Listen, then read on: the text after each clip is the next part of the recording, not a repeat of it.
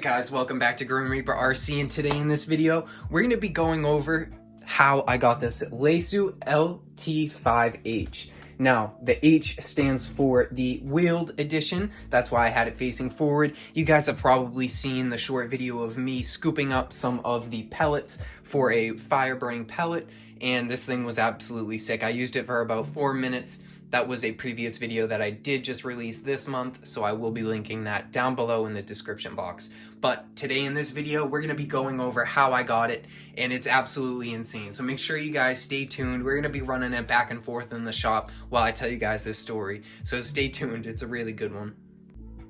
Alright guys, so if you haven't already, make sure you like, share, comment, subscribe, and hit the post notification button so you guys get notified whenever I upload a video, just like this one. Alright guys, so the Lesu LT5H. This thing's actually pretty sick. It is in a lime green and black paint scheme, which is very cool. If you guys are into Transformers, it kind of looks like the Nest, which I do have the 1/14th scale Tamiya Grand Hauler, which I did convert into Optimus Prime. I do have a bunch of videos out on my channel about him already. He has a bunch of RC four-wheel drive parts on him and a bunch of aluminum parts. It was a very crazy build. It was a very crazy custom paint job, along with all of these other builds that I have in the studio. Except, I did not build this one myself.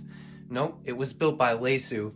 This one was already ready to run, except I didn't get it from Lesu. That's what this whole story is about. This is actually kind of a crazy story. Now, if you guys have been keeners to my channel, then you guys will notice that we are missing one of the RCs in the studio right now. And I will be doing a quick tour right now around the studio. I'll be showing you guys what's going on.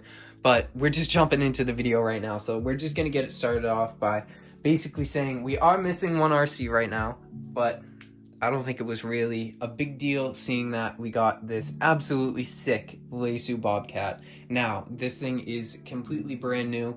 Other than me using it for about 5 minutes, you guys can see that there is absolutely no wear. There is no signs of use on this thing. The bucket on the bottom is still brand new. There are no scratches. There was one issue with the motor and the chain drive assembly, but the person that I ended up trading this for switched out the motor, and Lesu ended up covering basically everything for him. Now, you guys have already seen in my previous videos, if you guys are keeners too, you guys already noticed on the garage that it says danger forklifts in operation. Do already have pallets. I did have the forks over here already, and I did explain in the previous video what we were going to be doing with them, but I will be going over it again right now. So let me just go grab the brand new forks that we have, and I'll tell you guys what's going on. Lesu parts galore, huh? Yeah, we got the Lesu Model VG1001, which is from Lesu Model Racing. This is a little trailer hook, because I do plan on getting the trailer for the Bobcat. If you guys haven't seen it, it is by Lesu, and the thing is absolutely sick. Also, we have Lesu Model ATC0020. This is the LSA2C0020. So this is the forked bucket for, it's not a bucket, it's just the forks for the Lesu Bobcat. Now, I do already have these ones over here. Let me just go grab them. It is the pre-painted green ones already with the black forks on them, but the thing is that this is what I was told, is that when in shipment, these got bent and the forks ended up breaking the bar off, and there was no way for the forks to actually get back onto here. So this thing is basically just a use. But I actually do have a rabbit, and he loves hay. He's a hay addict, so I will be taking the hay and scooping it up with this, because it actually works perfectly cool for it, because it's kind of like a pitchfork design to it, which is really nice. We're just going to be putting this here for some more scale details. You guys notice the porta potty over here? How sick's that? I'm gonna zoom you guys in 1 second. Oh yeah, no poop squatting. That thing's sick, huh? Alright, so I ended up posting in one of everybody's favorite Facebook Marketplace groups. I will not be saying which one it is, and I will not be using any names in this video, just to keep the privacy of everybody else. So it looks like we did lose a pin for the door here, so let me just go find out where that fell, and then I will get back with you guys.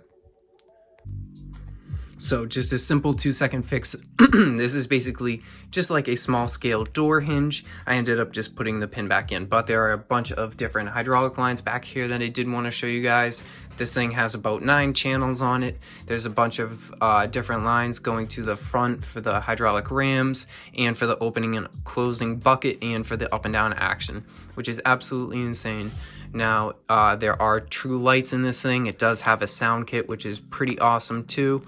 Another cool feature about this is that the door doesn't stay closed all the time. So you do have to force it sometimes, but there's usually a reason why it's stuck. So we'll have to take a peek. But continuing the story, like I was saying, I ended up posting on that Facebook group about my dozer.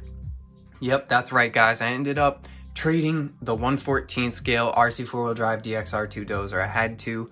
The thing is just way too big. It was extremely heavy and I had no RC that could truly haul it. You guys have seen in my previous videos I did end up hauling him with Optimus Prime, but that was just causing too much strain on the drive gears of Optimus, and I don't want anything to happen to him because he kind of is a shelf queen, shelf king, whatever you want to call him. So at this point I ended up putting on everybody's favorite Facebook group that I was looking for trades or it was for sale. I ended up putting it up for a fairly good price. I had it with a bunch of different pieces too, a bunch of different upgrades. You guys know I had the light kit, the sound kit. I had a bunch of different spare track links. I had new motors and a new ESC setup ready for this whole thing. So I ended up putting it online and someone reached out to me from fairly far away. Let's just say it's about half of, it's about 3,000 miles away. So yeah, 3,000 miles away, and he contacted me and he was like, I have a bunch of different RCs and would you be willing to trade for the dozer? I was like, all right, this sounds a little bit weird, but yes, I definitely would be. So he ended up shooting me a Facebook messenger text, and he sent me a bunch of different videos of all of the RCs he had. At the moment, I was currently at work, so I couldn't really do anything about it, but we ended up talking a little bit more, and I FaceTimed him later on that day, and he showed me all the different RCs he had, and this was one of them. This thing is absolutely insane. I think it's really cool, so I ended up going with this one. He also had the tracked skid steer, which was pretty cool. The thing was sick. It was awesome. But the only thing is that I think tracks aren't that great. I know I have a bunch of different tracks on my channel. I have the Traxxas TRX4 tracks. I've had the tracks on the dozer. I do love tracks. I think they're absolutely insane. They can do much more than wheels can. They have much better capabilities. But the thing is that once you get rocks in them, once you get dirt in them, the tracks just start to fall off or they start to wear down and you break a track link, which absolutely sucks. And the thing is with the skid steer, the Lesu one, is that they're full rubber tracks. So if you break a track, you have to wait for that new track to come in, probably from China, which is going to take more than 2 weeks. We all know that. And it's going to be a long wait. You'll be out with an RC. So I ended up going with a wheel loader. It's just much more commonly used. I can use it everywhere. I can still use it to plow the driveway in just a much smaller scale. I can still use it to pick up dirt outside in the crawling course that we're ripping. It's just a really cool RC that is going to be on the channel for a very long time. Or yeah, it's going to be on the channel for a very long time because I have another build coming up too that's going to correlate with this thing, and I hope you guys enjoy it because it's absolutely insane. I am already started on it right now. I do have most of the pieces. I am starting to piece it together slowly. I do have some small clips recorded of it already, but oh guys, you guys are going to be in for a good one when you see what that build is. Oh, this thing is sick. So let's throw a battery in it and see some of the different functions. I know I'm bouncing everywhere in this video, but I am throwing in the story in small details as we also explain the Lesu Bobcat here. So here is the GE power pack that we use for the battery on this thing. It is a 2S LiPo 500 mAh with a 20C discharge, which is plentiful for this. And it is very hard to fit a good battery in the back of this thing, that's for sure. All right, so when we finished our FaceTime call, he ended up saying that he was going to catch a flight. Yep, he was gonna try to fly back with the dozer, even though it weighs close to 100 pounds packaged up. And when I bought it from RC 4-wheel drive originally, I know that DHL ended up having a problem delivering it to me because of the weight of it. They ended up having to get someone with their personal vehicle and a truck to get it here because the DHL vans from where I am weren't large enough to have that and other packages on it, which is kind of crazy. So he said that he was going to put it on the flight. I reminded him of the weight of it, and he said, yes, I do know I ended up having one of these, which was a actually pretty cool sigh of relief because I knew that it was going to a good place. He never uses his RCs. He keeps them as shelf kings and queens, but other than that, it's going to a really good home. I mean, he's probably gonna fix it up to basically brand new. There was nothing wrong with it. It was used about 3 or 4 times. This thing is brand new though, so I definitely did get a good deal on that trade. It's pretty crazy. I mean, he ended up getting on a flight with a 1/14 scale dozer. That's insane. I'm surprised they even let him through with that. I mean, they let him on the airplane with these. That's absolutely insane. Where's our national security at?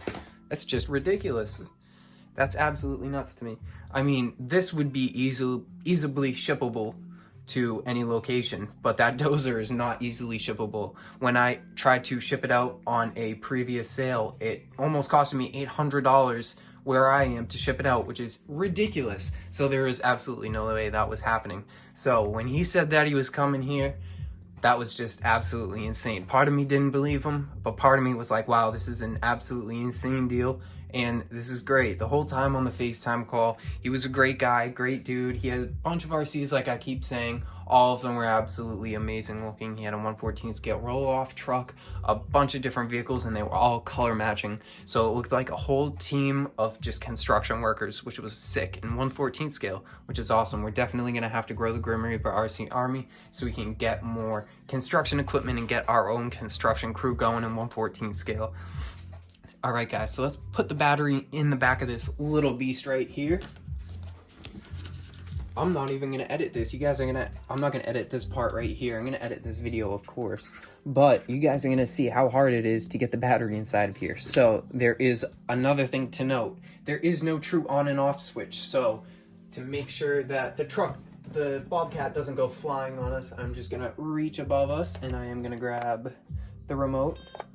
It is a Fly Sky. Of course, make sure all of your switches are up, but I previously do that before I put my remotes away.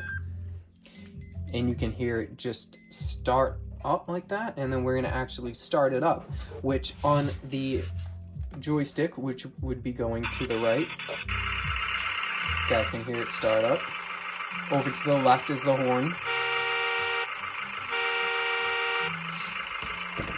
All right, let's try to get this battery in here. Hopefully it does it first try because we have the camera going. That would be really nice. Look at that. Look at that. That's absolutely amazing. All right, so I'm going to back you guys up just a little bit so we have some more room to drive around and talk about this. I'm just going to turn it off as I'm talking so you guys can hear me. All right, so with the remote, I'm going to show you guys in a second. This is to lift the bucket up, and then down is to put the bucket back down. But I had to lift the bucket up a little bit so we could drive around. Oh, there it is. I'm glad I got that on video. See? You guys didn't think I'm crazy. The door does pop and open like crazy. These doors be popping. All right. Let's turn them around. Look at how smooth this thing is. I mean, this thing's just insane. All right, I heard the door open again. I'm not even joking.